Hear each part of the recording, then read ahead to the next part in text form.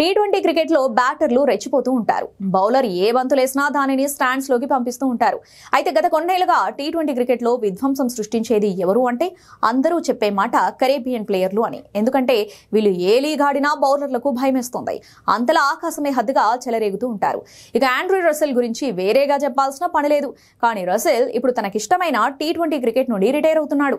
అవును, అంతర్జాతీయ క్రికెట్ నుండి రిటైర్ అవుతున్నట్లు వెల్లడించాడు.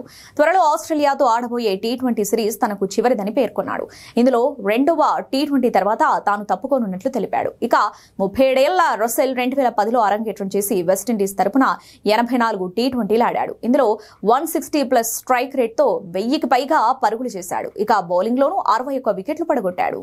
ఇదిలా ఉండగా రసెల్ ఫ్రాంచైజీ క్రికెట్ లో మాత్రం కొనసాగనున్నాడు. ఇప్పటికే 561 మ్యాచ్లాడి 9300కు పైగా పరుగులు చేశాడు. వీటితో పాటు 485 వికెట్లు తీశాడు. ఇప్పుడు రసెల్ నిర్ణయంతో విండీస్ క్రికెట్ మరింత ప్రమాదంలో పడే ఛాన్స్ ఉంది. ఎందుకంటే గత నెలలో నికోలస్ పూరన్ రిటైర్ అయిన సంగతి తెలిసిందే. ఇప్పుడు వీరిద్దరూ లేకపోవడంతో బ్యాటింగ్ లో ఆ మెరుపులు ఉంటాయా అనేది చూడాలి.